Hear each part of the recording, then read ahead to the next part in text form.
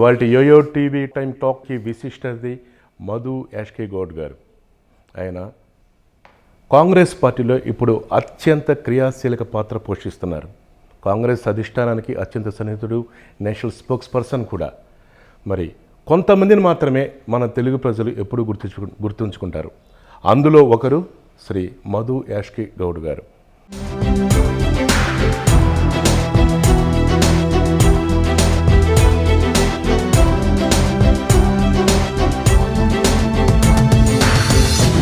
Time to talk with Yashonath. Sir, మీరు brought up ఏంటి, మీరు చిన్నతనం నుంచి మీ స్టడీస్ ఏంటి, ఒక్కసారిగా మా యుఎస్ ప్రేక్షకులకి అలాగే తెలుగు ప్రజలందరికీ కూడా మరొకసారి. చిన్నతనం zilla parishad high school Telugu medium, Hayat Nagar గ్రామం, హైదరాబాద్ అవుట్స్కట్స్, రంగారెడ్డి జిల్లా. ఓకే. 10 మంది కుటుంబీకులు అంటారు, 10 మంది అన్నా జిల్లాలో ఒకరిని. 4 brothers, బిగ్ ఫ్యామిలీ. సో ఇప్పుడు జాయింట్ ఫ్యామిలీలో పెరిగిన ఎక్స్పీరియన్స్ అది. అక్కడి నుంచి ఇక్కడ City College, then Nizam College, Delhi University law, and మళ్ళీ ఉస్మానియా చేరలేం. సో విద్యార్థి దశ నుంచే ఫస్ట్ ఎలక్షన్ కాంటెస్ట్ చేసింది 7th క్లాస్లో, క్లాస్ రిప్రజెంటేటివ్గా, స్టూడెంట్ యూనియన్ జనరల్ సెక్రటరీగా, స్కూల్లోనే 10th ఉన్నప్పుడు స్కూల్ స్టూడెంట్ యూనియన్ ప్రెసిడెంట్గా, ప్లస్ స్పోర్ట్స్లలో at the same time badminton కానీ ఆల్ గేమ్స్, వాలీబాల్, బ్యాడ్మింటన్ ఆ టైంలో. సో అన్ని గేమ్స్ అని ఆడడం కానీ. తర్వాత క్రమంలో అంటే నాన్న అప్పటికే వెల్ టు డూ ఉండేది, వ్యాపారం నష్టపోయినా కూడా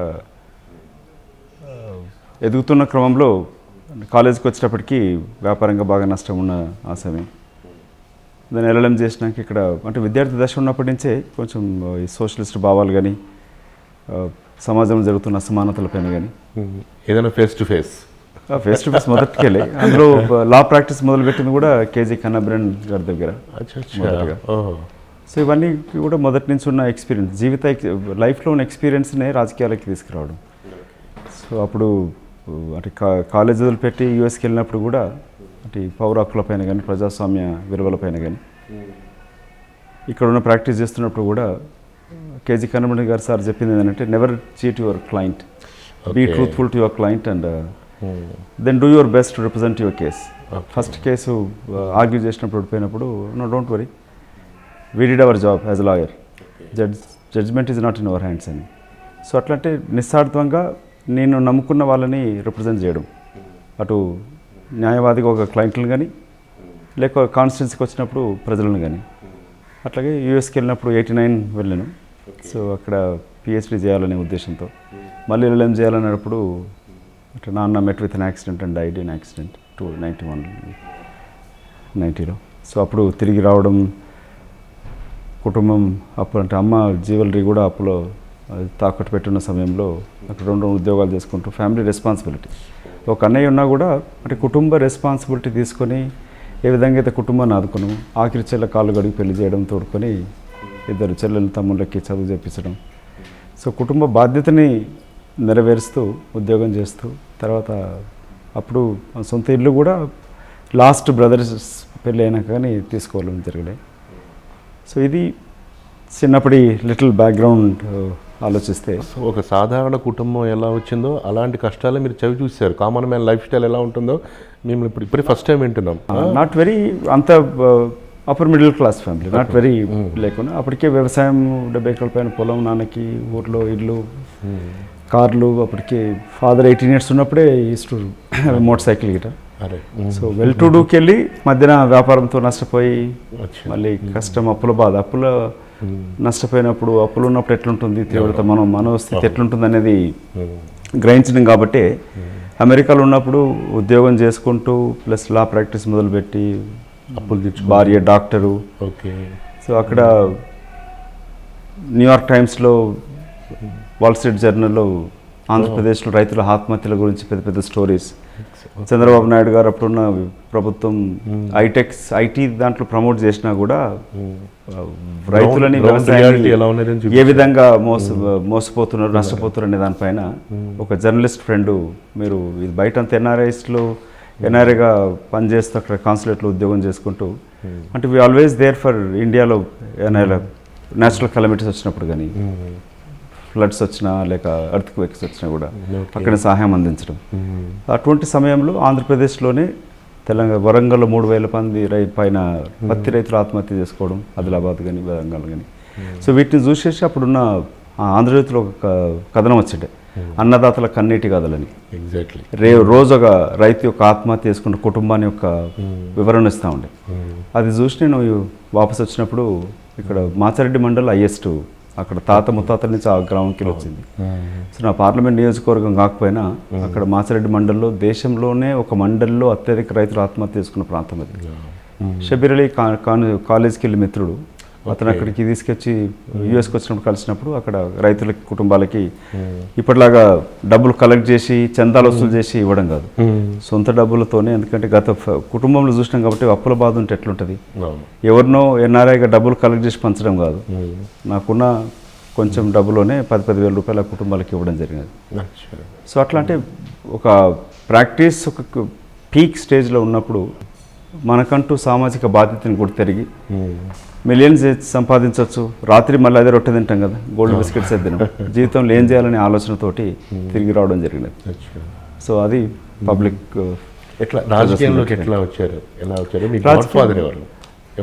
విద్యార్థి దశ నుంచి రాజీవ్ గాంధీ, ఇవాళ ఇన్ఫ్యాక్ట్ స్వర్గీయ భారతరత్న రాజీవ్ గాంధీ గారి యొక్క బర్త్ యానివర్సరీ. విద్యార్థి దశ నుంచి వారంటే బాగా అడ్మిరేషన్. ఇవాళ జరిగిన ఐటీ రెవల్యూషన్ కానీ, టెలికమ్యూనికేషన్ రెవల్యూషన్ కానీ, గ్రామ స్థాయిలో లోకల్ బాడీస్ పటిష్టత కానీ, అన్ని విధాలు చూస్తే కూడా రాజీవ్ గాంధీ ఈ ఎకనామిక్ రిఫార్మ్స్ కూడా అతని హయాంలో మొదలైంది. పివి నరసింహారావు గారు కొనసాగించి దాన్ని పటిష్టం చేసినారు, మన్మోహన్ సింగ్ గారు ఇద్దరు కలిసి. కానీ అసలు ప్రారంభించింది రాజీవ్ గాంధీ గారు. అందుకే వారిని ఎప్పుడు ఒక ఆదర్శంగా తీసుకునేది. అందుకే సోనియా గాంధీ గారు ఒక విదేశాల్లో పుట్టొచ్చి కూడా భారత వనితల కన్నా ఇంకెక్కువ భారత వనితగా వారి యొక్క ఆచారాలు కానీ, వారి ప్రవర్తన కానీ, భర్త చనిపోయినప్పుడు అధికారం కొరకు కాకుండా కుటుంబం ఒక తల్లిగా పిల్లల్ని పెంచి ఏ విధంగా తీసుకొచ్చిందో, రాజకీయం పదవి వ్యామోహం పక్కన పెడుతూ. సో అట్లాంటి గొప్ప నేత ఉన్నప్పుడు భారతదేశంలో అప్పుడు జరుగుతున్న ఎన్డీఏ సమయంలో జరుగుతున్న రైతు ఆత్మహత్యలు కానీ, ఇవి మత కలహాలతోటి గోద్రా ఇన్సిడెంట్లు కానీ, వీటితో చెల్లించి రాజకీయాలు రావడం జరిగినది. మొదటి విద్యార్థి దశ నుంచి కూడా ప్రజాస్వామ్య విలువలంటే, డెమోక్రటిక్ రూల్ అంటే కూడా అత్యంత ప్రాధాన్యత ఇస్తూ ఒక న్యాయవాదిగా కూడా ఆ దిశలో పనిచేయడం జరిగినది. సో నేను నేర్చుకుంది కూడా అప్పుడు ఏంటంటే professor Madhav Menon, my one of the admirable distinguished professor. అతను ఒక రాజకీయ పార్టీ కానీ నాయకుడు కానీ, when he make impossible promises they will try and rule with the help of the police అనేది. ఆ దిశలో నీకు మత కళాలు రెచ్చగొట్టడం కానీ, ఇక్కడ జరుగుతున్న పరిపాలన కానీ, ఈ తెలుగుదేశం ఎన్డీఏ పరిపాలన కానీ వీటిని గమనిస్తూ ప్రతిపక్షంలో ఉన్న, కేంద్రంలో రాష్ట్రంలో ప్రతిపక్షంలో ఉన్న కాంగ్రెస్ పార్టీలో చేరడం జరిగినది. కొందరు మిత్రులు ఎందుకు చనిపోయే why are you joining a dying party అని అడిగినారు.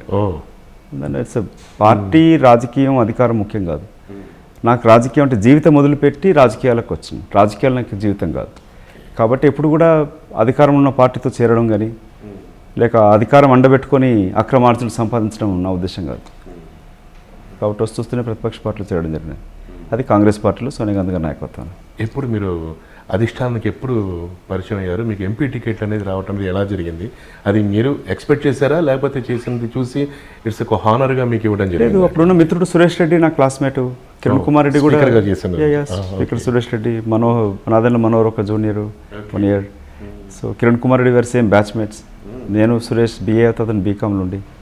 సో ఇన్ఫ్యాక్ట్ కిరణ్ కుమార్ రెడ్డి నా ప్యానల్లో క్యాండిడేట్ అప్పుడు స్టూడెంట్ యూనియన్ ఎలక్షన్స్లో. నిజాం కాలేజ్లో నాదంటూ ఒక ప్యానల్, సుధీర్ కుమార్తో ఒక ప్యానల్ ఉండేది. So but Kiran was into cricket, ఇది ఎట్లా ఉండేది. అజరుద్దీన్ ఒక 1 year జూనియర్. సో అట్లా వీళ్ళందరూ ఫ్రెండ్స్ ఉండే. సో ఇక్కడికి రాజకీయం రావాలను, డైరెక్ట్ పాలిటిక్స్ అన్నప్పుడు కాంగ్రెస్ పార్టీలో కూడా అప్పుడు they are looking for a new fresh candidates. So they are offering. అప్పుడు అన్నప్పుడు నేను నిజామాబాద్కి రమ్మని చెప్పి డి శ్రీనివాస్ గారు ఇటు షబ్బీర్ అలీ గిట్ట అడగడం. నేను అడిగింది సికింద్రాబాద్ కాన్స్టిట్యున్సీ కానీ, అప్పుడున్న మంత్రి దత్తాత్రేయ గారు ఉండేది.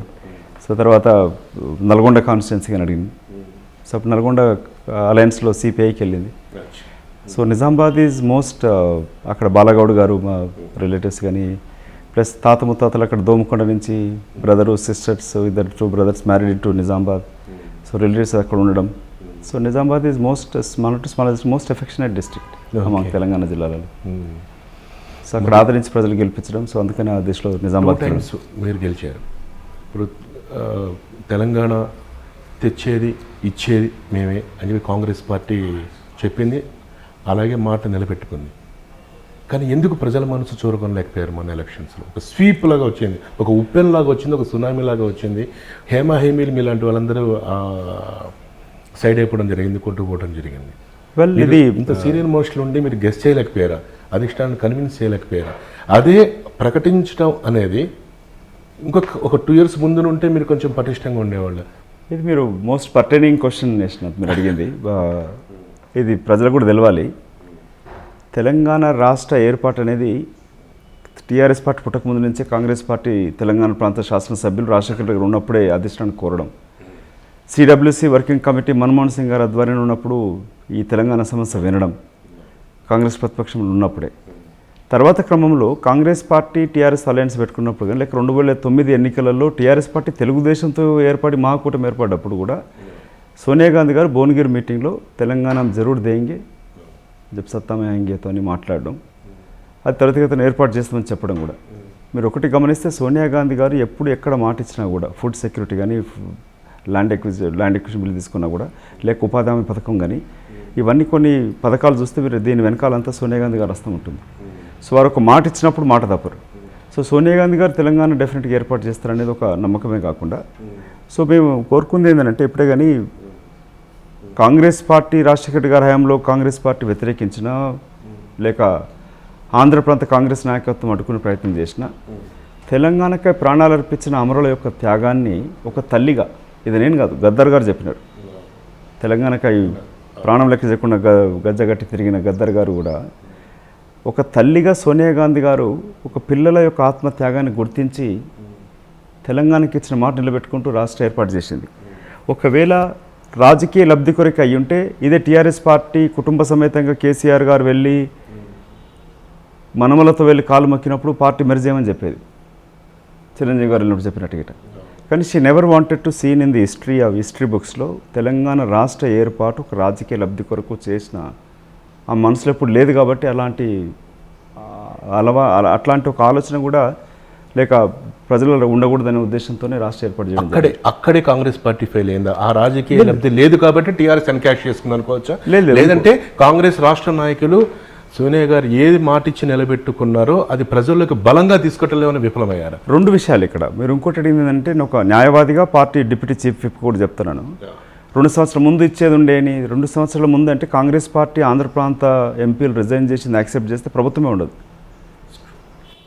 ఇక్కడ రాష్ట్ర ప్రభుత్వం అంటే ఆర్టికల్ 3 ప్రకారంగా దేశంలో ఎక్కడ కూడా రాజ్యాంగం రచించిన అంబేద్కర్ ఇచ్చిన ఒక చక్కటి అవకాశం చిన్న రాష్ట్రాలకు మైనార్టీ ప్రాంతానికి ఇచ్చిన హక్కులు ఏంటంటే ఒకవేళ రాష్ట్ర అసెంబ్లీ ఒపీనియన్ అనేది మస్ట్, ఎస్ ఆర్ నో, ఇక్కడ దాన్ని తోసిపుచ్చే అధికారం పార్లమెంట్కు ఉంటుంది. సో పార్లమెంట్కు ఉన్న అధికారాన్ని ఇక్కడ రాష్ట్ర అసెంబ్లీ అభిప్రాయం కంపల్సరీగా కావాలా, అది ఉపయోగించుకోవాలంటే. సో ఇది రావాలి అంటే ఇక్కడ అసెంబ్లీ ఎగ్జిస్టెన్స్లు ఉండాలి. సో అసెంబ్లీ ఎగ్జిస్టెన్స్ లేకపోయి ఉంటే ఇక్కడ ప్రభుత్వం పడిపోతే రాష్ట్రం ఏర్పాటు కాదు, అక్కడ కేంద్ర ప్రభుత్వం పడిపోయినా కూడా రాష్ట్ర ఏర్పాటు జరగదు.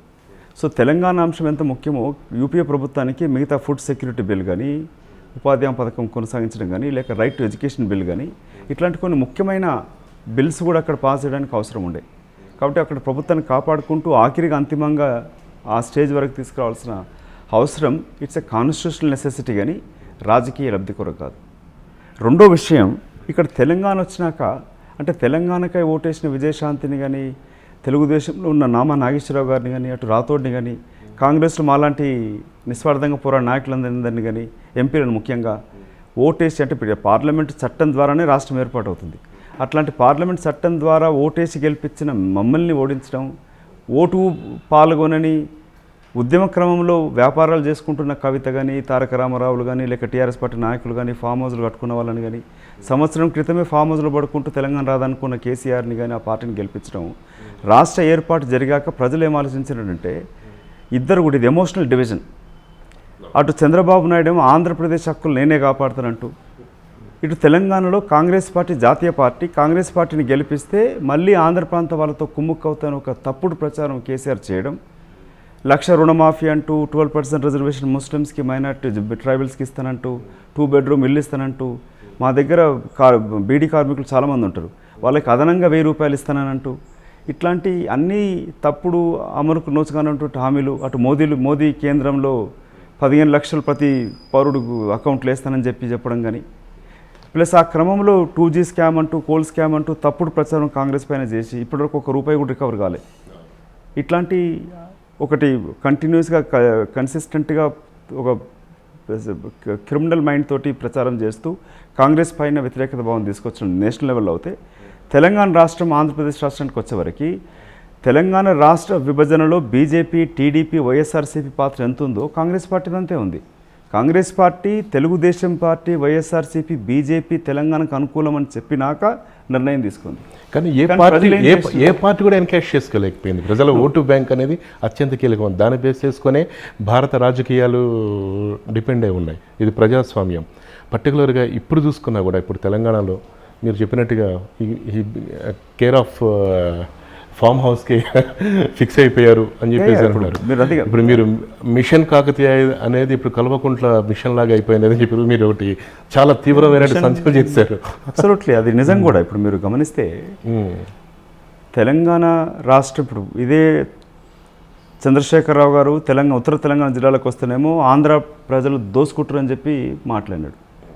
కాంట్రాక్టర్ల పేరు, నీళ్లు నియామకాలను గమనిస్తే మీరు ఇవాళ కాంట్రాక్టర్స్ అందరూ కూడా సేమ్ మెగా కన్స్ట్రక్షన్ అనే కంపెనీ ఇవాళ అప్పుడు ఆంధ్రప్రదేశ్లో తెలంగాణ రాష్ట్రం వాళ్ళు చేస్తారు. వైఎస్ఆర్ హయాంలో కూడా ఇదే కంపెనీ ఉండేది. అంటే అదొక ఉదాహరణ తీసుకుంటే నాగార్జున ఇంకా మిగతావన్నీ కలుపుకుంటే కూడా, అంటే ఆంధ్ర వాళ్ళు దోచుకుంటారని చెప్పేసి వచ్చి అటు రెచ్చగొట్టి హైదరాబాద్ ఎన్నికలు, జిహెచ్ఎంసీ ఎన్నికలకు వచ్చేవరకు ముళ్ళు గుచ్చుకుంటే పన్నుతో తీస్తానని చెప్పి మాట్లాడడం, ఆంధ్ర వాళ్ళు మా సోదరులే, అంతకుముందు దోచుకుంటుర్రు, దొంగలు, దగాకోరులు అని మాట్లాడిన వ్యక్తి, సెటిలర్స్ అని మాట్లాడిన వ్యక్తి ఈ విధంగా ఇక్కడికి వచ్చి మాట్లాడడం. సో ఈ రెండు ఇక్కడ ప్రజలు ఏమైపోయింది, ఆంధ్రప్రదేశ్ని ఎప్పుడు సెటిల్ అయిన పదవి వాడకపోతుంది. ఎందుకంటే మనం ప్రాంతంగా విడిపోతుంది తప్ప మనుషులం కాదని, ఒక రాష్ట్రంగా ఏర్పడుతుంది, ఒక దేశం కాదనేది. ఇదే రాష్ట్రం ఏర్పడ్డప్పుడు చంద్రశేఖరరావు గారు ఏమన్నారు, ఆంధ్ర ప్రాంతం వచ్చిన పిల్లలకు ఫీజులు కట్టనని, లేక ప్రైవేటు ఈ కార్పొరేట్ ఎడ్యుకేషన్, హాస్పిటల్స్ దోచుకుంటారని చెప్పిన టీఆర్ఎస్ పార్టీ ఇప్పుడు వాళ్ళతోనే వ్యాపార సంబంధాలు పెట్టుకుంది, నారాయణ చైతన్య గారు కలుపుకుంటే. సో ఇట్లా రెచ్చగొట్టి చేయడంలో ప్లస్ ఈ ప్రజలంతా ఏం చేస్తున్నారంటే వాళ్ళకున్న ఈ అవసరాలను తీర్చడానికి కొరకు తెలంగాణ ఉద్యమంలో మమేకమై, తెలంగాణ వస్తే నీళ్లు, నియామకాల నిధులు వస్తాయి, ప్రజల జీవితం బాగుంటుందని చెప్పి ఉద్యమంలో ఏర్పాటు చేయడం జరిగింది. అంటే ప్రజాస్వామ్యంలో you have to respect the decision of the people. But బాధ ఎక్కడ వస్తుందంటే 2 సంవత్సరాల కాలంలోనే తెలంగాణ రాష్ట్ర దోపిడీ, 7,500 అధిక మిగులు బడ్జెట్తో రాష్ట్ర ఏర్పాటు చేస్తే 2 చంద్రులు ఆయన పున్నమిలాగానే అంటున్నాడు ఎవరు, గవర్నర్ గారు. అంటే బయటనేమో ఇతను చంద్రబాబుని తిడతాడు, చంద్రశేఖరరావుని తిడతాడు, కానీ తెర వెనకాల గవర్నర్ దగ్గర కౌలించుకుంటారు, టీలు తాగుతారు, ఆయన శేఖర్ అంటాడు, ఈయన బాబు గారు అంటాడు, కానీ ప్రజలు మాత్రం మోసం చేస్తారు. ఆయన అమరావతికి వెళ్ళి ఓల్వచారు తింటాను అంటాడు, ఇతను యజ్ఞానికి వచ్చేసి సిండికేట్ అయిపోయారంటారా? చేస్తారు. 101%. 2 చంద్రులు అంటే వెన్నెల్లో ఉంటూ తెలుగు ప్రజలకి చీకటి పంచుతూ ఉన్నారు. సరే, ఓవరాల్గా ఇప్పుడు మీరు చూసుకుంటే ఇప్పుడు తెలంగాణలో కాంగ్రెస్ పార్టీ పరిస్థితి ఏంటి? మధు యాష్కి గౌడ్ గారు, ఇప్పుడు కాంగ్రెస్ పార్టీలో విపరీతమైన ప్రజాస్వామ్యం ఉంటుంది. బలరాం నాయక్ మాట్లాడుతూ అని చెప్పేసి అన్నారు. చాలా కాంగ్రెస్ పార్టీ లీడర్లందరూ చాలా ఫ్రస్ట్రేషన్ ఉన్నట్టుగా కనబడుతోంది. పవర్లో కనుక లేకపోతే, ఈ రకంగా రాష్ట్రాలని మేము విడగొట్టి ఇచ్చేసరి మమ్మల్ని గెలిపించకపోతే, మళ్ళీ కాంగ్రెస్ పార్టీ కనుక మళ్ళీ పవర్లో వస్తే 2 ఏకం చేసేస్తాం అని చెప్పేసి. అది అబ్సల్యూట్లీ రాంగ్ అండి. బలరాం నాయక్ గారు ఎమోషనల్గా చెప్పడంలో, ఎక్స్ప్రెస్ చేయడంలో అతని ఉద్దేశం అది కాదు. నేను కూడా సభలో ఉన్నాను అక్కడ ఆ రోజు. సో అతను మాట్లాడింది అంటే మీరు ఇంతకుముందు అడిగారు కదా, రాష్ట్రం గెలిపిస్తే కూడా ఇట్లా అయిపోయింది కదా అనేటండి. రాష్ట్రం గెలిపించినాక మేము రాజకీయ లబ్ధి కొరకు కాకుండా సోనియామ్మ తెలంగాణ రాష్ట్ర ఏర్పాటు చేస్తే, ఈ మిషన్ కాకతీయ అంటూ కల్వకుంట్ల కుటుంబాన్ని 2019 పరిపాలించకుండా 2019 మళ్ళీ ఎలక్షన్ ఎట్లా గెలవాలనే ఆలోచనతో దోపిడీ జరుగుతూ ఉంటే, మిషన్ భగీరథ అని అంటూ అది వాటర్ గ్రిడ్ కాదు, అది గ్రీడ్. అది ఆల్రెడీ 70% రూరల్ వాటర్ స్కీమ్ కింద ఇవాళ అంటే తెలంగాణ రాష్ట్రం అనేది నల్ల నీళ్ళకో సన్న బియ్యానికో అన్నట్టు, అసలు దేశంలో స్వతంత్రం వచ్చినప్పుడు చెవ్వడు నల్ల నీళ్ళే తాగుతలేను అన్నట్టు, వీళ్ళే నల్ల నీళ్ళు ఇస్తామని అన్నట్టు, ఈ విధంగా మాట్లాడి మిషన్ వాటర్ గ్రిడ్ ద్వారా లక్షలాది అంటే వేలాది కోట్ల రూపాయల దోపిడీ జరుగుతున్నప్పుడు, ఒక కుటుంబమే అంటే కుటుంబాలు రాజకీయాలు రావడం ఏమి ఇది లేదు. కానీ ఏ తెలంగాణ ప్రాంతం అయితే సాయుధ పోరాటం చేసి దొరలకు వ్యతిరేకంగా నక్సల్బరి ఉద్యమం శ్రీకాకుళం నక్సల్బరి నుంచి శ్రీకాకుళం టు ఆదిలాబాద్ వరకు వచ్చి వ్యాపించినప్పుడు ఏ దొరలకు వ్యతిరేకంగా అయితే పోరాటం చేసిన ఈ తెలుగు ప్రజలు తెలంగాణ ప్రజలు అదే వర్గాలని ఈ తెలంగాణ అంశం పైన అంటే తెలంగాణ ఆకాంక్షను అడ్డం పెట్టుకొని అబద్ధాలతోటి కూడిన హామీలు ఇచ్చి అధికారానికి వచ్చిన చంద్రశేఖరరావు టీఆర్ఎస్ పార్టీ ప్రభుత్వం ఒక దొర అహంకారంతో ప్రజాస్వామ్య విలువలను కాల రాస్తూ మీడియా ప్రశ్నిస్తారని చెప్పి ఇటు మీడియాని ప్రశ్నించిన 2 మీడియాని బ్యాన్ చేస్తూ పత్రికలకు అవకాశాల కొరకు ఉన్న కొన్ని పత్రికలేం వాళ్ళకున్న ఇక్కడ ఆస్తులతోటి ఈయనకు చేతులు కలుపుతూ ఇలాంటి దెబ్బలు తిన్న విద్యార్థులకు ఉద్యోగాలు లేవు అని కొట్టిన పోలీసులకు 3,000 కోట్లు పెట్టి వాళ్ళకి ఇన్నోవాల కార్లు కొనిచ్చడం కానీ ఇలాంటి ఒక దొరతనం లాంటి పరిపాలన మళ్ళీ తీసుకురావడం జరిగినది. ఆ ఆవేదనతోటి ఒక ట్రైబల్ ఏరియా నుంచి ఒక ఖమ్మం ప్రాంతంకి వచ్చిన ట్రైబల్స్కి ప్రతి తండాని గ్రామ పంచాయతీ చేస్తానన్నాడు. ఆ ఆక్రోషంతో ఆ విధంగా మాట్లాడడం జరిగినది. ఇది కాన్స్టిట్యూషనల్గా విభజించిన ఈ రాష్ట్రాన్ని మళ్ళీ కలపడం అనేది రాజ్యాంగపరంగా కానీ నైతిక పరంగా కానీ సాధ్యం కాదు. కానీ అప్పుడున్న వాళ్ళకున్న ఇప్పుడు 2 పత్రిక ఉంది, నమస్తే తెలంగాణ. ఆయన చేసిన వ్యాఖ్యలు అనేవి కొంచెం ప్రజల్లో కొంచెం లేదు, తప్పుడు ప్రచారం తీసుకొచ్చింది. తెలంగాణ అంటూ కరపత్రం ఉంది, టీ న్యూస్లో కరపత్రం. అసలు ఇప్పుడు ఇవన్నీ కూడా ఎలక్షన్ కమిషన్ గమనించాలా.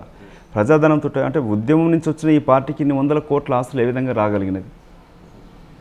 ఇవాళ ఏమీ జరగలేదు అంటే నాగార్జున సాగర్ నిజం కాదా, శ్రీశైలం ప్రాజెక్ట్ నిజం కాదా, ఎస్ఆర్ఎస్పీ నిజం కాదా, లేక ఆఖరికి వీళ్ళు కట్టుకున్న టీఆర్ఎస్ పార్టీ భవనం కూడా కాంగ్రెస్ ఇచ్చిన భిక్షనే. అది కూడా చూస్తుంటే నాయకులందరూ చాలా ఫ్రస్ట్రేషన్లో ఉన్నారు. మీరు ఆ ఫ్రస్ట్రేషన్లో ఉన్నారు. ఆపరేషన్ ఆకర్ష్ వెళుతున్నారు. ఇప్పుడున్న పరిస్థితుల్లో అసెంబ్లీలో 2 ఎమ్మెల్యేలు గనక పార్టీ ఫిరాయింగ్ చేస్తే ప్రతిపక్ష హోదా కూడా లేని పరిస్థితి వస్తుంది కాంగ్రెస్ పార్టీకి. ఇప్పుడు జరగబోతుంది కూడా అదే అన్నటువంటి ప్రచారం కూడా జరుగుతుంది. దీని గురించి మీరేమంటారు? మరి ఇది ఒక క్షణం ఆలోచించాల్సిన విషయం. ఎందుకంటే ఇంకా చాలా ఎక్కువ ఒత్తిడి ఉన్నప్పుడు కూడా విద్యార్థి ఆర్ఎస్యూ పీడిఎస్యూ అంటూ లెఫ్ట్ పార్టీలు ఎంత నిర్బంధం ఉన్నా కూడా ప్రజాస్వామ్య విలువల కొరకు ప్రాణం త్యాగం చేసిన తెలంగాణ సమాజం, రజాకార్లకు వ్యతిరేకంగా పోరాటం చేసిన తెలంగాణ సమాజం, ముఖ్యంగా రాజకీయ నాయకత్వం కానీ, రాజకీయ నాయకత్వం ఒకటే కాదు, ఇవాళ జర్నలిస్ట్ నాయకత్వం కానీ, ఉపాధ్యాయ నాయకత్వం, ఎంప్లాయీస్ యొక్క లీడర్షిప్, ఆఖరికి న్యాయం చెప్పే న్యాయవాదులు కూడా కళ్ళు మూసుకొని ఈ టీఆర్ఎస్ పార్టీకి జేజే భజనలు కొడుతూ ఉన్నారు. కానీ కింది కార్యకర్తలు లేదు, ప్రజలలో కానీ లేక ఈ సంఘాలలో కానీ. మీరు 4th ఎస్టేట్ అయిన జర్నలిస్టులే 2 బెడ్రూమ్లు 3 బెడ్రూమ్లు ఇల్లు ఇస్తారని చెప్పేసి నమ్మేసి మన జీహెచ్ఎంసీ సింగ్లు ఓటేసారు, ఆయన వెనకాల తిరుగుతూ ఉన్నారు. న్యాయవాదులు ఇప్పటిదాకా హైకోర్టు విభజన జరగడానికి కారణం 2 ముఖ్యమంత్రులు ఇన్ఫ్రాస్ట్రక్చర్ని గమనించి కూడా ఆయనకు పాలాభిషేకం చేస్తూ ఉన్నారు. అంటే ఇట్లా స్వార్థంతో కాంగ్రెస్ పార్టీలో మా డి శ్రీనివాస్ లాంటి నాయకులు కానీ, లేక తెలుగుదేశంలో ఎర్రబెల్లి దయాకర్ లాంటి వాళ్ళు కానీ, వీళ్ళందరూ కూడా, లేక గుత్తేదారైన సుఖేందర్ రెడ్డి కానీ, ఇట్లాంటి వాళ్ళు ఆయన సిబిఐకి అందరికీ ఎంక్వైరీకి చేయమని చెప్పి రాసిచ్చి ప్రతిరోజు ఎన్నో టీవీ ఛానల్ మాట్లాడిన గుత్తే సుఖేందర్ రెడ్డి ఇవాళ 900 కోట్ల కొడుకుకు కాంట్రాక్ట్ ఇచ్చే వరకు చేరిపోయినాడు అందులో పోయి. సో ఇట్లా ఇంత స్వార్థంతో అధికార లబ్ధి కొరకు ఇంత దిగజారుడుతనంగా తెలంగాణ సమాజం ఎప్పుడు ప్రవర్తించలే. సమాజం ఇక్కడ మనం ఏం అనలేము, కానీ కొందరు నాయకత్వం ఈ తెలంగాణ కాంగ్రెస్ పార్టీకి ఇది మీరు అన్నది ఈ ఫ్రస్ట్రేషన్ తెలంగాణ ప్రజలు గమనిస్తూ ఉన్నారు. ప్రజలలో ఆ వ్యతిరేకత కనబడతా ఉంది. కానీ మీరు చెప్పిన కొందరు ఈ నాయకత్వం ఇటు వివిధ ప్రజా సంఘాలలో కానీ, ఇవాళ ఇప్పుడు తెలంగాణ ఉద్యమానికి ఎంతో పోరాటం చేసిన, ఇప్పుడు అక్కడ సొంత పార్టీలు చూస్తే స్వామి గౌడ్ కానీ, శ్రీనివాస్ గౌడ్ కానీ, మిగతా నాయకులు ఏ విధంగా పక్కన పెట్టారు. జేఏసీ ద్వారా ఉద్యమాన్ని నడిపించిన మా అధ్యాపకుడు, నాకు పొలిటికల్ సైన్స్ చెప్పిన కోదండ రాము గారి పైన అతను ప్రజాస్వామికంగా ప్రశ్నించినప్పుడు ఏ విధంగా ఈ తెలంగాణ ఉద్యమంలో పాల్గొని తుమ్మల నాగేశ్వరరావు లాంటి కానీ, లేక మహేందర్ రెడ్డి కానీ, తలసానిలు వీళ్ళందరూ వచ్చి మాట్లాడడం కానీ, కడియం శ్రీహరి ఇటు మాట్లాడే పరిస్థితి గమనిస్తే ఆఖరి ఒక్కొక్క టీచర్గా వచ్చిన కడియం శ్రీహరి ఒక మహిళా టీచర్లని వాళ్ళ ఇంటికే పరిమితమవుతారు, వాళ్ళు చదువు చెప్పట్లేదని చెప్పి కించపరుస్తూ మహిళలను టీచర్లను ఉద్యోగం మాట్లాడడం తీరు గమనిస్తే కూడా ఈ అహంకారం ఏ విధంగా వాళ్ళకి తలకెక్కినది. ఈ ఫ్రస్ట్రేషన్ అనేది రాజకీయ నాయకులలో, కాంగ్రెస్ పార్టీ ముఖ్యంగా ప్రతిపక్ష పార్టీలో ఉన్న కాంగ్రెస్లో ఉన్న నాయకులకి ఫ్రస్ట్రేషన్ కాదు, ఇది ఆవేదన. ఆవేదనే వాళ్ళని ఇప్పుడు టీఆర్ఎస్ వైపు ఆకర్షింపట్టు చేస్తుంది. టీఆర్ఎస్ పార్టీ చేరే వాళ్ళ ఆవేదనతో కాదు, వాళ్ళ యొక్క అవినీతికి వాళ్ళ యొక్క స్వార్థాన్ని కొరకు పార్టీ వదిలిపెట్టి చేరుతా ఉన్నారు. అప్పుడు వైఎస్ రాజశేఖర రెడ్డి గారు ఎట్లా ఆపరేషన్ ఆకర్ష్ తీసుకున్నారు, అట్లానే టీఆర్ఎస్ కూడా ఆపరేషన్ ఆకర్ష్ తోటి మొత్తం ప్రతిపక్షం లేకుండా చేయాలని కంకణం కట్టినట్టుగా కనబడుతుంది. మీ సన్నిహితుడు పొన్నం ప్రభాకర్ కూడా అటువైపు మొగ్గు చూపుతున్నట్టుగా తెలుస్తున్నాయి, వార్తలు వస్తున్నాయి. అతను కొన్ని ఒప్పుకోవాలి బట్ అట్ ఈస్ డినైడ్. నిన్న చూస్తున్నారు. ఐ డోంట్ థింక్ నాకు తెలిసిన మటుకు పోలేము, కానీ ఆ ఫోటో చూసేవరకు అందరికి అనుమానం వస్తూ ఉంది.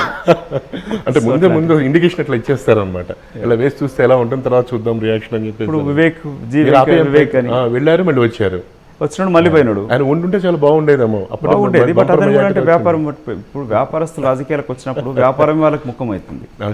సో కొందరు నాయకులు పోయినంత మాత్రాన తెలంగాణ సమాజం తిరుగుబడి, నేను చెప్పా కదా, ఇంత దీర్ఘకాలిక కొమరం భీం నుంచి చాకలైలమ్మ నుంచి సర్వాయి పాపన్న పోరాటం చేసిన ఈ తెలంగాణ ప్రాంతం ఈ అక్రమాలని, అవినీతిని, అన్యాయాన్ని ఎదుర్కోవడానికి ఎప్పుడు సిద్ధంగా ఉంటుంది. ఇది ఓన్లీ మీకు ఇప్పుడు పిలుపు రాలేదా? ఎందుకంటే మీరు ఆల్రెడీ జాతీయ స్థాయిలో ఇప్పుడు మంచి పొజిషన్లో ఇప్పుడు మీరున్నారు. రాహుల్ గాంధీ కోటరీలో ఉన్నారు, మధు యాష్కి చుట్టూ ఒక ప్రొటెక్షన్ ఉంది, ఆయన ఏం చేయలేరు అని చెప్పేసి అని. ఇదే ఇంట్లో హరీష్ రావు వచ్చి ఉద్యమ క్రమంలో మీరు టీఆర్ఎస్ చేరితే ఉద్యమం ఉధృతం అవుతుంది అన్నాడు. నేనన్నా ఉద్యమం ఉధృతం కావాలా, తెలంగాణ రాష్ట్రం కావాలని అడిగిన. సో మీరు అంటే ఇప్పుడు నేను చెప్పాగా మొదట్లో, రాజకీయం నా జీవితం కాదు. ఒక చిన్న కార్లో తిరిగే సో హరీష్ రావుకి ఇవాళ ఎన్ని కోట్ల ఆస్తులు ఎట్లొచ్చినాయి? ఈ 2 సంవత్సరాల లోపలనే ప్రత్యేక విమానాల్లో తారక రామారావు ఏ విధంగా విహారయాత్రలు చేస్తున్నాడు, ఫామ్ హౌస్లు కొంటున్నారు, ఇండ్లు కొంటున్నారు. ఇప్పుడు టీఆర్ఎస్ పార్టీ సర్పంచ్ నుంచి పై స్థాయి వరకు తీసుకుంటే ఏ విధంగా ఈ 2 సంవత్సరాల లోపల ఎర్ర బుర్రగా ఎట్లా బలిచినారు, కొత్త కార్లు, ఇండ్లు ఎట్లొచ్చినాయి. లేక ఇవాళ ముఖ్యమంత్రి ప్రాతినిధ్యం వహిస్తున్న జిల్లాలనే ఒక ఎస్ఐ సూసైడ్ ఆత్మహత్య నోటు రాస్తూ ఏ విధంగా అవినీతి ఉంది, ఎట్లా ఒక ట్రాన్స్ఫర్ కావాలంటే 10-15 లక్షలు ఏ విధంగా అడుగుతున్నారు అనేది చూస్తే ఎంత అవినీతి పాతుకుపోయింది ఈ 2 సంవత్సరాలు తెలుగు రాష్ట్రం అర్థమవుతుంది. గతంలో అదే ఫుడ్, అదే తిరుగుతున్న ఫ్లైట్, ఇప్పుడు అట్లాగే ఉన్నాను.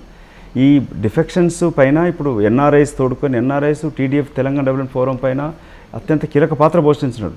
మొన్న కడియం శ్రీయర్ని, ఎర్రబెల్లిని, ఈ మల్లారెడ్డి లాంటి వాళ్ళని బట్టలు కూడా తీసారు అక్కడ పబ్లిక్ ఫోరంలో అమెరికాలో. సో ఇక్కడ కూడా ఆ పరిస్థితి త్వరలో రాబోతుంది. ఇలాంటి కొందరు స్వార్థపర నాయకత్వం పోయినా కూడా తెలంగాణ ప్రజానీకం ఎదురు తిరుగుతుంది. ఈ హామీలన్నీ ఉట్టుట్టి హామీలే. ఆయన దత్తత తీసుకున్న ఎర్రవెల్లిలో కూడా ఇప్పటిదాకా 2 బెడ్రూమ్ ఇల్లు కాలేదు. ఈ నిజాలు బయటకు వచ్చినప్పుడు తిరుగుబాటు తప్పకుండా జరుగుతుంది. ఇక్కడ ఇంకా 3 సంవత్సరాల సమయం ఉంది కదా, అంటే 2019 ఎలక్షన్స్ నాటికి కాంగ్రెస్ పార్టీ తెలంగాణలో బలపడుతుందా? 2019కి ఈ రోజు నాయకులు మొన్నటి మీరు తాగునీటి ప్రాజెక్టుల పైన, ఈ తాగునీటి పైన టీఆర్ఎస్ పార్టీ చెప్పడం అనేది లేక లెక్చర్ కొట్టడం అనేది తాతకు దగ్గులు ఏర్పడం లాంటిది. టీఆర్ఎస్ పార్టీ యొక్క సాగునీటి ప్రాజెక్టులు నీటి మీద బుడగలాంటివి. అవి ఎప్పటికీ ఆచారం కాదు. దాన్ని పెంచేస్తూ వీళ్ళ యొక్క మీరు గత శ్రీకృష్ణ కమిటీ విద్యాసాగర్ రావు కానీ లేక వాళ్ళతో ఇప్పుడు అతను గవర్నమెంట్లో ఒక ఉద్యోగి, ఇప్పుడు అతను గవర్నమెంట్ పాటనే పాడతాడు. ఇవాళ కేసీఆర్ ఎందుకు బయటకు వచ్చి మాట్లాడట్లేదు? ఇప్పుడు వీళ్ళు ఎప్పుడు కూడా శ్రీకృష్ణ కమిటీ కానీ కేంద్ర ప్రభుత్వం ద్వారా కానీ ఏ రోజు కూడా ఈ ప్రాజెక్ట్ రీడిజైన్ అని మాట్లాడిన వ్యక్తులు కాదు వీళ్ళు. ఇవాళ అదే ఆంధ్రలతోటి వ్యాపారాలు చేస్తున్నారు. చేయొచ్చు. మేము ఆ టైంలో మనప్పుడు ఆంధ్ర తొత్తులు దూరులను మాట్లాడిన వాళ్ళు ఇవాళ దోచుకుంటారని చెప్పి వీళ్ళే దోచిపెడుతున్నారు. ఇప్పటిదాకా కార్పొరేట్ విద్యా సంస్థలు అని చెప్పి నారాయణ చైతన్య కాలేజ్తో మాట్లాడిన వ్యక్తులు వాళ్ళతో వ్యాపార సంబంధాలు పెట్టుకున్నారు. ఇవాళ 2 సంవత్సరాల లోపల వీళ్ళకి కేడికీలు కాలేజీలు ఎట్లా వస్తున్నాయి, భూములు ఎట్లా వస్తున్నాయి. ఇప్పుడు మొన్న జరిగిన నయీం హత్య కేసులు ఎన్కౌంటర్ చూస్తుంటే కూడా అధికార పార్టీకి అతి సన్నిహితులైన ఒక మహిళా నాయకురాలు లేక వ్యాపారవేత్త మై హోమ్ కన్స్ట్రక్షన్ అతను బెదిరించడంతోనే ఇది జరిగిందనేది దేశ పత్రికలు చెప్తాను, నేను ఒక కాంగ్రెస్ పార్టీ చెప్పడం కాదు. సో మీరు అవన్నీ గమనిస్తూ ఉంటే ఈ 2 సంవత్సరాల పరిపాలన ఏ విధంగా అస్తవ్యస్తంగా అవినీతిపరంగా జరుగుతుందనేది ప్రజలు గమనిస్తూ ఉన్నారు. ఈ సమాజం పోరాటం చేసిన తెలుగు సమాజం కూడా అటు ఆంధ్రప్రదేశ్లో కానీ ఇక్కడ కానీ ఆంధ్రప్రదేశ్ కూడా అవినీతి ఎంత వేలునుకొని పోయిందని అంటే అమరావతి వచ్చేస్తే అందరికీ అన్నము పరమాణం వస్తున్నట్టుగా అక్కడ అతను కథలు చెప్తా ఉన్నాడు. చెన్నై నుంచి మద్రాసు నుంచి ఆంధ్ర డివైడ్ చేసిన తర్వాత తమిళనాడులో కాంగ్రెస్ పార్టీ ఇప్పటి వరకు గవర్నమెంట్ ఫామ్ చేయింది. అలాగే తెలుగు రాష్ట్రాలు డివైడ్ చేసిన తర్వాత ఆంధ్రాలో తుడిచిపెట్టుకుపోయింది కాంగ్రెస్ పార్టీ.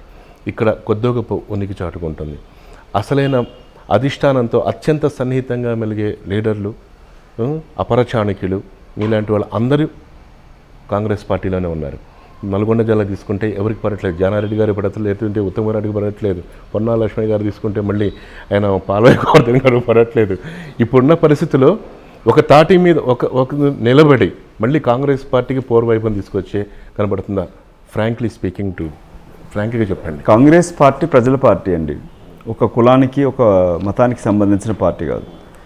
కాంగ్రెస్ పార్టీలో అన్ని వర్గాలు అన్ని మతాలకి ప్రతి ఒక్కరికి మాట్లాడే స్వేచ్ఛ హక్కు ప్రజాస్వామిక హక్కులను కాపాడే నిజమైన పార్టీ కాంగ్రెస్ పార్టీ. నియోజకవర్గం నుంచి మారతారు మధు యాష్కి గౌడ్ గారు అనేది కూడా మీ నియోజకవర్గం నుంచి వస్తున్నటువంటి వార్తలు. అది టీఆర్ఎస్ పార్టీ నాయకులకున్న అలవాటు నియోజకవర్గాలు మార్చుకోవడం. ఎందుకంటే వాళ్ళు ఒక నియోజకవర్గం ప్రాతినిధ్యం వహిస్తూ మోసం చేస్తారు, మోసపుచ్చుతారు, అవినీతి అక్రమంగా డబ్బులు సంపాదిస్తారు. కాబట్టి కాన్స్టిట్యున్సీ మార్చే అలవాటు చంద్రశేఖరరావుకు ఉంది, వాళ్ళ కుటుంబ సభ్యులకు ఉన్నది. నేను నిజామాబాద్కి వెళ్ళే పోటీ చేస్తాను, ఎంపీగానే పోటీ చేస్తాను. జాతీయ స్థాయిలో నాకు ఇప్పుడు ఒక బాధ్యత ఉన్నది. రేపు జరగబోయే యూపీఐ కానీ పంజాబ్ కానీ గుజరాత్ కానీ బీజేపీ వచ్చే ఆస్కారమే లేదు. కాబట్టి జాతీయ 2019లో కాంగ్రెస్ పార్టీ వచ్చే అవకాశాలు అధికంగా ఉన్నా దానికి కష్టపడాల్సిన అవసరం కూడా ఉంటుంది. వస్తుంది కదా అని మనం ఏం కష్టం చేయకుండా ఉంటే కూడా కుదరదు. ప్రముఖ సంస్థ సర్వే చేసినప్పుడు మళ్ళీ ఇప్పుడున్నటువంటి కవిత గారికే మళ్ళీ ఎక్కువ ఛాన్సెస్ ఉన్నాయి అని చెప్పేసి అని రిపోర్ట్స్ వచ్చినాయి అన్నమాట. అది course as a senior politician మీ దృష్టి కూడా వచ్చి ఉంటుంది. అది ఈ నేపథ్యంలో మీరేమన్నా మీ వ్యూహం మార్చేమన్నా అవకాశం ఉందా? కేవలం మధు యాష్కి గారు నేషనల్ మీడియాకే పరిమితం అయిపోయారు, ఢిల్లీ స్థాయి రాజకీయాలకే పరిమితం అయిపోయారు, మధు యాష్కి గౌడ్ గారు కనబడటం లేదు అన్నట్లుగా కూడా ప్రచారం చేస్తున్నారు. ఏంటి మరి నిజామాబాద్ ప్రజలకి మీరు ఎప్పుడు దగ్గర అవుతారు? అధికారంలో ఉన్న పార్టీకి అధికారం absolute power makes people blind and arrogant.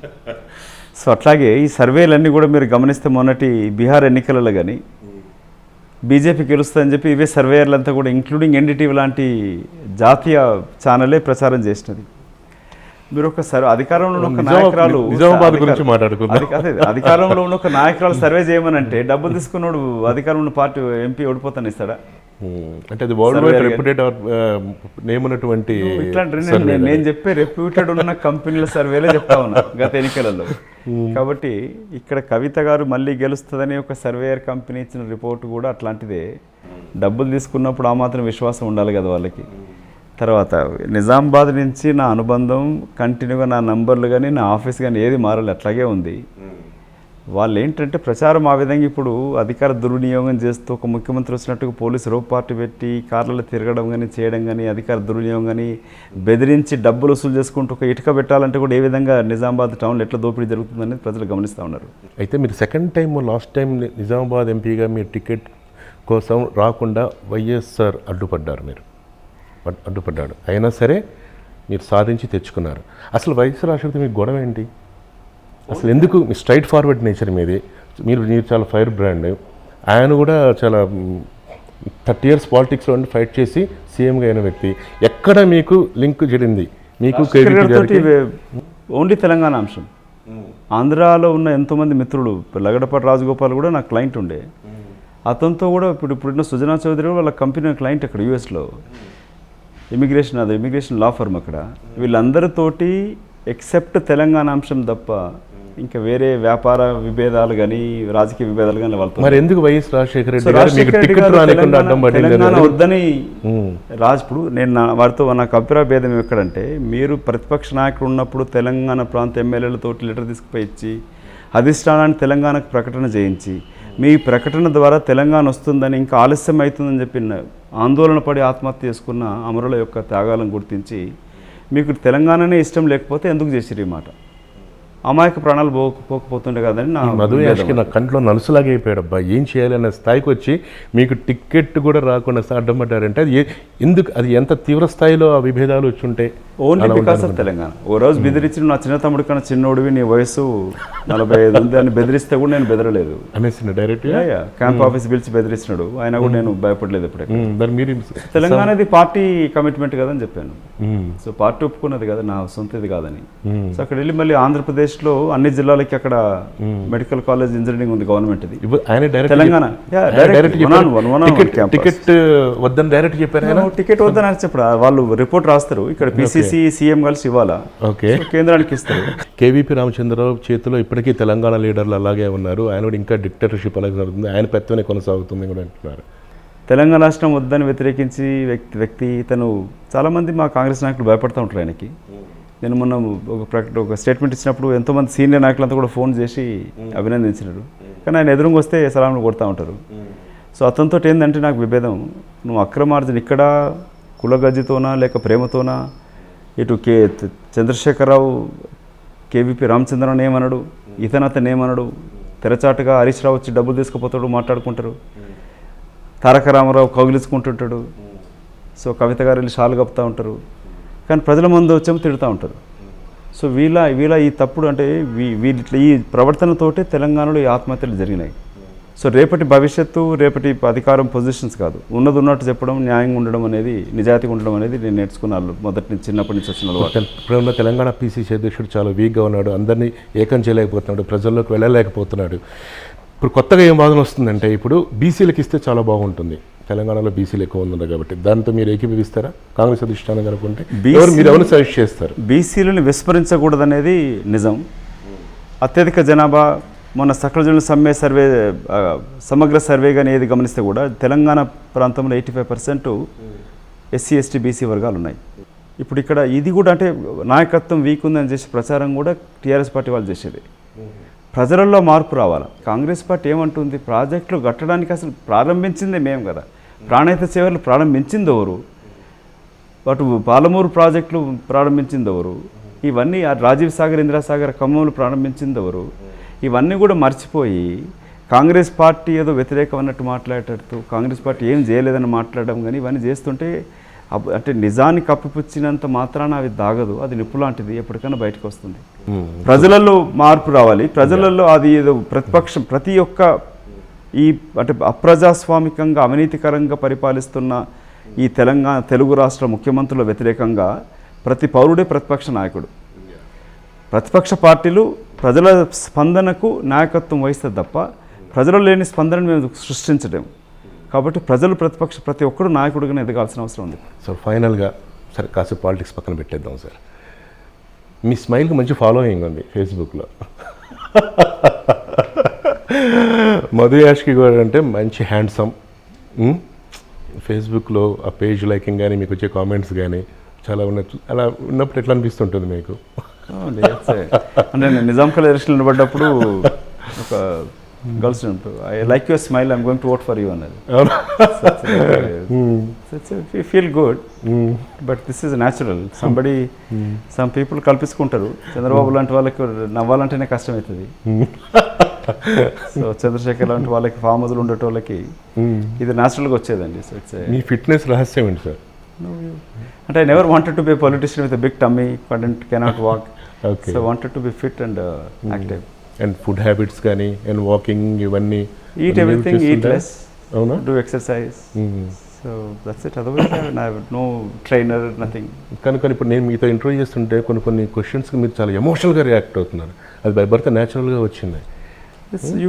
You are a very senior journalist, you interviewed so many people, so you know the truth.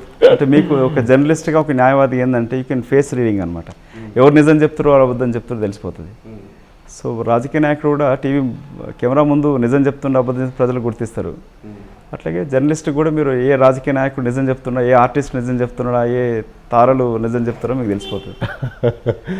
జనరల్గా సినిమా వాళ్ళ మీద ఎక్కువ రిమర్స్ వస్తుంటాయి, కానీ ఇప్పుడు రాజకీయ నాయకుల మీద బాగా ఎక్కువ రిమర్స్ వచ్చేస్తున్నాయి బాగా. అంటే రాజకీయ నాయకులు, సినిమా స్టార్లు, అంటే సినిమా నటులేమో సినిమా నటిస్తూ ఉంటారు, అప్పుడప్పుడు మీ పేరు రాజకీయ నాయకులు నిజ జీవితం నటిస్తూ ఉంటారు. సో రాజకీయం అసలు నిజానికి దగ్గరగా ఉండాలి, నిజాయితీగా ఉండాలి. కానీ వాళ్ళ రాజకీయాలు వ్యాపారంగా మారిపోయినాయి. రాజకీయ నాయకులే నటుల కన్నా ఎక్కువ నటిస్తారు కాబట్టి ఇద్దరికి అవినావ సంబంధం ఉంటుంది, పోటీ ఉంటుంది ఎప్పుడు. భవిష్యత్తులో కాంగ్రెస్ అధిష్టానం కనుక పిసిసి అధ్యక్షుడిగా మధు యాష్కి గారు ఉండాలని చెప్పంటే మీరు తీసుకుని సిద్ధంగా ఉన్నారా? భవిష్యత్తులో కాంగ్రెస్ రథసారథిగా మీరే ఉండాలి, రాబోయే ముఖ్యమంత్రిగా మీరే ఉండాలి మధు యాష్కి గారు అని చెప్పండి అని అంటే? ఈ రోజు వరకు కూడా నేను అధినాయకత్వం దగ్గరికి వెళ్ళి నాకు ఈ పదవి అని ఎప్పుడు అడగలేదు. 2007లో ఏఐసిసి సెక్రటరీ అయినా కూడా, పార్టీ డిప్యూటీ చీఫ్ విప్ అయినప్పుడు నేను 2 సార్లు కూడా దేశంలో లేను. నేను పాప అక్కడ యూఎస్ చదువుతూ ఉంటుంది, వాళ్ళ దగ్గరికి వెళ్ళినప్పుడు ఫోన్ వచ్చింది, that have been appointed AICC secretary అని, లేక తర్వాత మొన్న డిప్యూటీ చీఫ్ విప్ అయినప్పుడు కానీ, లేక మొన్న స్పోక్స్మెన్ అపాయింట్ అయినప్పుడు కూడా. ఓకే. కాబట్టి నేను ఏ రోజు కూడా వెళ్ళి పార్టీ అధినాయకత్వాన్ని నాకు ఈ పదవి అని ఎప్పుడు అడగలేదు. సో కాంగ్రెస్ పార్టీ కార్యకర్తగా వాళ్ళు ఏ పదవి ఇచ్చినా కూడా నిర్వర్తించడం బాధ్యత. ఇవాళ ఒక స్పోక్స్మెన్ కాకుండా నేను ఇంకా తెర వెనకాల ఎంతో పార్టీ కొరకు పనిచేస్తూ ఉంటాను. Not restricted to one job. So my play multiple roles as a లాయర్గా పార్టీకి వివిధ రంగాలలో వివిధ స్థాయిలో పనిచేస్తూ ఉంటాను. కాబట్టి అంటే నేను రేపటి రాజకీయ భవిష్యత్తు ఆలోచించుంటే నా ప్రవర్తన తెలంగాణ ప్రాంతంలో వేరేగా ఉండేది, లేక తెలంగాణ రాష్ట్ర సాధన కానీ. So I never Aspire for next my future దృష్టిలో పెట్టుకొని ఆ విధంగా ప్రవర్తన చేయను ఎప్పుడు. కాబట్టి కాంగ్రెస్ పార్టీగా కార్యకర్తగా పార్టీ కొరకు ఏ స్థాయి ఏ పొజిషన్ కాకుండా, అంటే కాంగ్రెస్ పార్టీ దేశానికి ఎంత అవసరం నమ్మి చేస్తా ఉన్నాం కాంగ్రెస్ పార్టీ కార్యకర్తగా కాకుండా. మిగతా రాజకీయ పార్టీలకు నాకు అవకాశాలు ఉండే, టీడీపీలో పోగలుగుతున్నప్పుడు వచ్చినప్పుడు బీజేపీలో పోగలుగుతున్నట్టు, అంటే నెవర్ లూజ్ ఏ క్యారెక్టర్.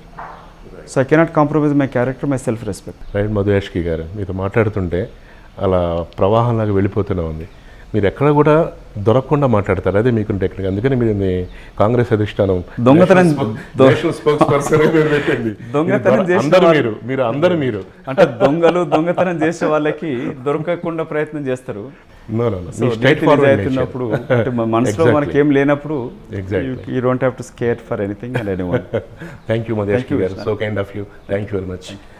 ఆయన మాట, ఆయన తీరు, ఆయన పద్ధతి చాలా స్ట్రైట్ ఫార్వర్డ్. తను అనుకుంటే చేస్తాడు, లేకపోతే లేదు.